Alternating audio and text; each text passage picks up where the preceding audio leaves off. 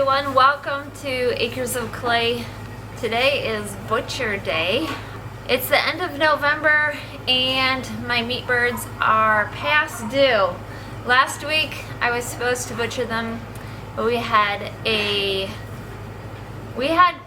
quite a snowstorm last week, so if I postponed it to this week. This week is much warmer.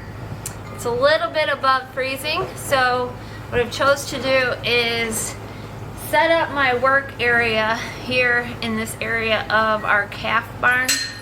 The calves are over here, and I'll show you around in a minute how I have it set up. So I chose to do it in here just because it's windy and it's cold outside. We've got around 2 foot of snow last week, so it's starting to melt, but it is still very snowy. So this here is one area, one kill zone area that I have set up. The other one is right outside this garage door that I have closed at the moment. And then this here is the hot water. That is 138 it looks like. And then here's the chicken plucker. I have a yard bird chicken plucker. The last 3 times that I've used it, it has worked perfect for us. I'll show you how it works once I get things rolling. This area here is where I will be doing the butchering and cutting it up. Then I have a cooler and there's vinegar water in here, which I will just place the birds in for a quick 15-30 seconds just to tenderize that meat and disinfect it if there's anything added before I put it into the ice water. Well, here was what it looks like outside by the garden area, and here's the chickens. I always like to reflect on these birds and the gift that they are bringing to my family for food. We don't take this for granted. It is almost Thanksgiving time, and this is definitely one of the things that I am thankful for. Being able to raise our own source of meat and put it in the freezer is a huge blessing. I believe God gives us the abilities and the desires that we need. He also blesses the work of our hands. So I always am thankful to my Heavenly Father and to these birds for the life that they will give us. Alright, the first 2 are in the cones. They have already been dispatched. They're just draining out.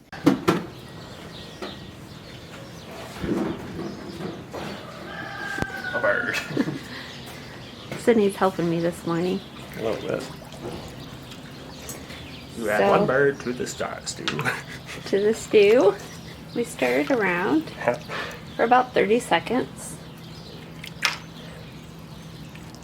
This helps loosen the feathers so they easily come off in the plucker.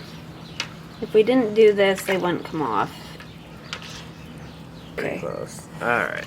Pull a feather to see if it comes off. Sure enough, you know it's good to go. I have to put my fire out. Turn on the water. The water turns on.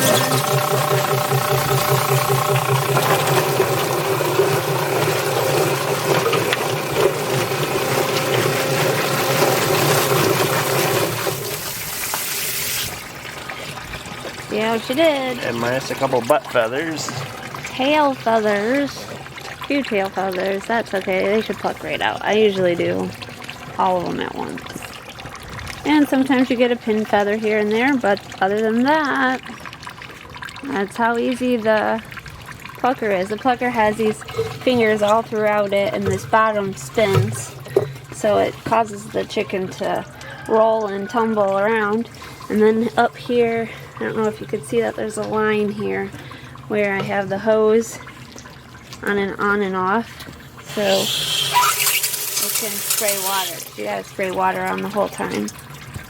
And then down here is the discard bucket where the water and the feathers go. So this is what the chicken looks like after it comes out of the plucker. There's usually a few pin feathers here and there that you can remove easily. And so after it comes out of the plucker, the first thing I do is remove the feet. I keep the feet for broth, bone broth. Makes beautiful bone broth. I'm gonna go ahead and remove the feet. So the feet bend this way. This is how the chicken sits. And so you can see that in that bend, I don't know how well you can see this, but the foot bends like this. So right in here is where we're gonna make our cut, and you will then miss the two bones. You just gotta cut a little bit of cartilage, and the bone easily separates. After that, I do remove the head. So I just get right up close to the head and just remove the head, and that goes into the discard bucket below because I don't keep the head. Alright, so after I've removed the head, I then find this little area between the breast and the neck, and I pull on this skin and make a slight cut. Now I don't keep the skin. I don't really have any need to. I do keep the neck because I use that for broths also. But if you have a purpose for this skin, then save it because it's skin. Alright, so then once we have it exposed, you're gonna see the windpipe, which is right here. It's very like accordion feel. And fairly large, but it's full. It's surrounded by different membranes. You have to kind of separate it from those membranes. So this would be the windpipe. So this is the windpipe. We'll put that off to the side. Then you're gonna find the esophagus, which is the next tube that runs alongside it. It's also surrounded by membranes. Okay, so we're gonna pull that and try to separate that right up until you get to the crop. I'm gonna show the crop is sitting right here onto the chest or the breast, and it's very slippery, slimy, kind of hard to get your finger around, but if you kind of hook it with your finger like this, you can remove it. And this is one reason why you have to pull it away from the breast meat, so, and the skin. This is why we take away their food about 12 hours before we butcher, so that the crop isn't full of food. So once you get that completely separated, you have your esophagus, your crop, and your windpipe all right there. And I'm just gonna leave them there for now. We'll pull them out. Also saying everything is empty because everything has to be pulled from the back. So all of this will be pulled out the back, and you don't want any food or anything contaminating your meat. Next thing I do is flip the bird over. This little ridge, this is a little oil gland that when a chicken feathers herself, she lets out oil to oil her feathers, which protect her feathers and make them waterproof. So you can either come up and cut this. You do not want this oil gland. This will contaminate your meat and it won't be so good. You can come up and cut under it. I like to usually go about here, you know, maybe 2 fingers, and just make a slit and cut it out like that, ensuring that all that oil gland is removed. Okay, so that goes in the compost. Moving right along, flip the bird back over. Here we have the back side. This is the vent. So I take I usually take about 2 fingers worth, pull it, and I'm gonna slice it about right here. Okay, we're gonna slice it, hopefully you can see this, till we cut through this layer of fat. This is a layer of nice fat that is in there. Cut through that, and then we're gonna pull open so that your hand can fit in there. Pretty easy to pull it open. So we're just breaking up all the membranes all the way around here. And then once you feel like your membranes are pretty well loosened, we are going to go ahead and start pulling it out. Kind of carefully, because you don't want to ruin your vital organs. So here's the intestines. This here is the bile. It's hooked to the liver, but you do not want to open that. If this gets exposed to the meat, pretty much your meat is no good. That will ruin it.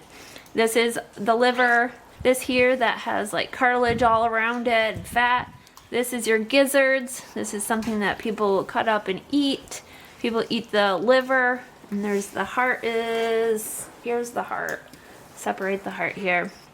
This is the heart. People like to also eat the heart. So those are the three things that you want to keep if you like the liver, the heart, and the gizzards. Kind of the last thing I get, if you can even see in there, I'm not sure if you can, but the last thing I try to get is, well, one of the last things is this, which is the crop, the esophagus. That's all gonna come right on out, but out it comes.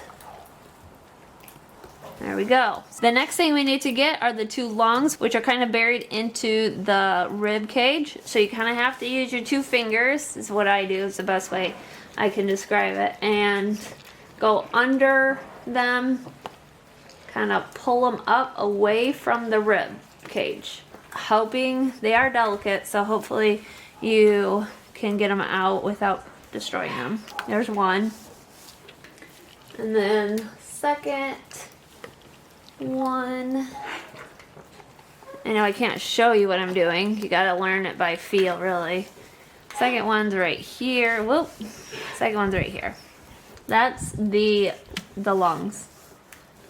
Alright, so everything else is clear except for the windpipe I gotta pull out. And there is the windpipe. This all hangs down and goes right into my compost bucket. So I'm gonna just cut this right out without hitting anything. And then just cut it off like that. So that's how. Then I also hose everything off. Today, it's the next day of butchering chickens, and everything has been chilled overnight.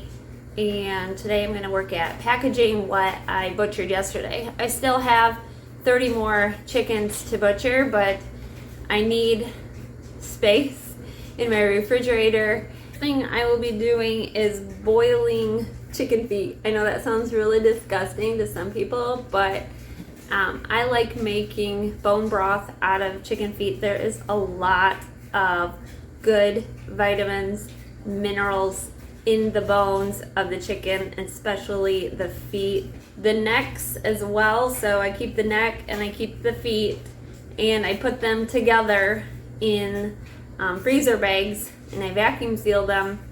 And then anytime I go to make stock or broth, I throw in a package of these. And I found that making bone broth in my Instant Pot is amazing.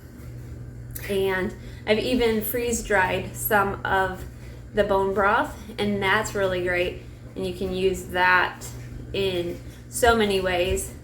It reconstitutes really well and adds a lot of flavor to any of your dishes.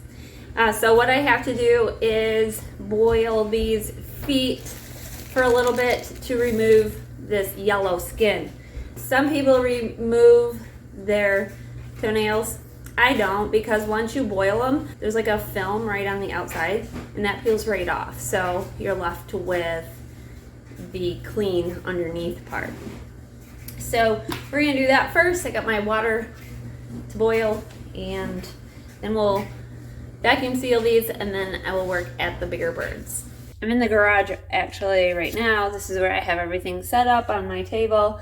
I'll give you a quick look at what that looks like in a second, but I have 2 feet and a neck in this vacuum sealed bag, and this will go right into the freezer. I've dated it and put what's in it so that I can remember, because a lot of the times once it gets in the freezer, you don't remember when you put it in, or you don't remember what it is once it looks frozen. So that's what I'm doing. I've got 2 of them actually ready to go in the freezer. And I'm going to be starting to cut up some chicken. This is the stainless steel table I'm working on. I have vacuum sealers here. This is my dehydrator. And then over here, this is the next that I have to do. This is the freeze dryer. I'm not going to be freeze drying today. But then over here is my upright freezer that we will be filling the chickens with. So right now this part is empty. It's been a busy week full of chicken processing. Today I'm actually canning them. I have a canner full of chicken breasts right now. It's almost ready for them to be pulled out. There's still a little pressure in the canner yet, so I have to wait a little bit longer. And then I have another pan. I have this pan right here. This is chicken breast also, all cut up, ready to go into my jars that I have washed over here. They're good to go. So then once those are done, we're just gonna switch out. And I have another big 5-gallon pot with carcasses in, and I'm making broth or stock. So that's been going for 7-8 hours now. And I need to put some vegetables in it. Let me show you. So this is the stock, what it looks like at the moment. And I don't have any veggies in here. I just have the carcasses. And so that's been just kind of doing its thing. I don't have it boiling. I just have it at like 190 degrees, just staying very, very hot and holding that temperature for 6-7 hours. And then the last 2 hours I will put in the vegetables. So it's about time I put some veggies in there, and yeah, let it go for a couple more hours. I'll probably end up canning it tomorrow. So that's what I've been working on this week. All week it's been chicken week, and I'm very grateful to have all 50 some birds in storage, in food storage. If you guys aren't familiar with, hold on.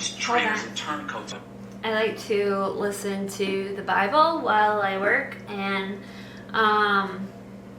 I'm enjoying listening. For the last little bit, I've been enjoying listening to the Message Bible, the Message version of the Bible, and so that's what I've been listening to lately. But anyways, if you are wondering how I can my chicken breast, I cut them up in little chunks just like this.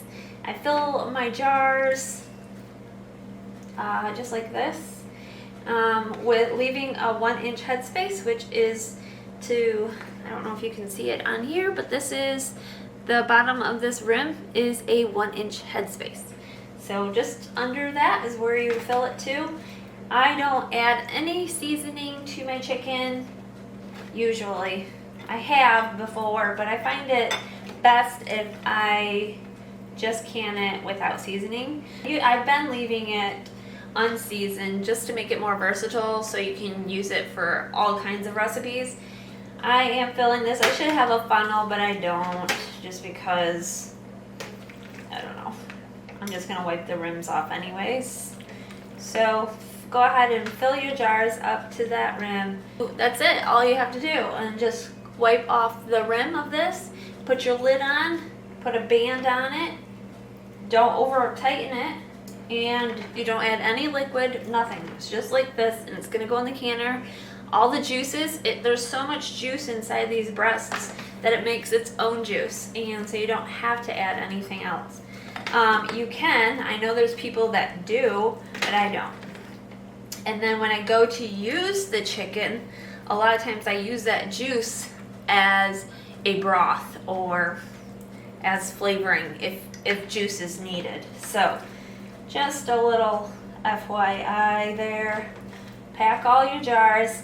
I do kind of pack it, not terribly, but I do pack it good. And that's it. And then you put them in your canner and bring your canner up to temperature. Let it vent for 10 minutes and then set your timer. Now these are quarts. I like to do meat in quarts. I know my family isn't always eating here. A lot of the times we only have Kevin, I, and Sanders at the meal table lately. So it's getting smaller and smaller, it feels like. But I still am canning in quart-sized jars because kids come home and they eat, and then we have leftovers sometimes. So I think eventually I'll have to switch over and do pint-sized jars for meat, but not yet. Not yet. And my canner holds 7 quarts, so I'm hoping I cut up enough breast here to fill. Otherwise I gotta go get another one. And then so the quart-sized jars go in the canner for 90 minutes, an hour and a half. Pint size, if you're gonna do pint size, it's 75 minutes. And that's that. If you want to add salt, I would add a teaspoon, but not more than a teaspoon for quarts. Half a teaspoon if it's a pint. All right, so my my pressure has gone down to 0, and I'm ready to open it. I've taken the weight off, and I just kind of let it rest in there for a few minutes. And now I'm going to go ahead and open it up and take out the jars, and I'll show you what they look like.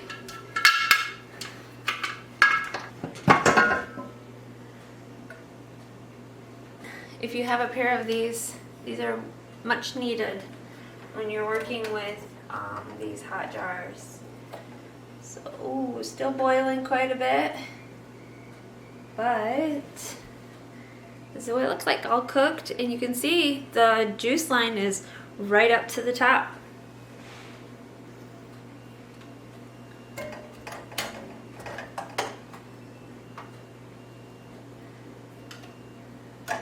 Now the house smells like cooked chicken, and my kids don't always like that smell, so I'm sure when someone comes in, they're gonna say something. And if you are wondering how much meat 7 quarts is, if you were to buy this meat, it is 15 pounds. Roughly 15 pounds can fit in 7 quarts. So I would say that each quart holds about 2 pounds of meat.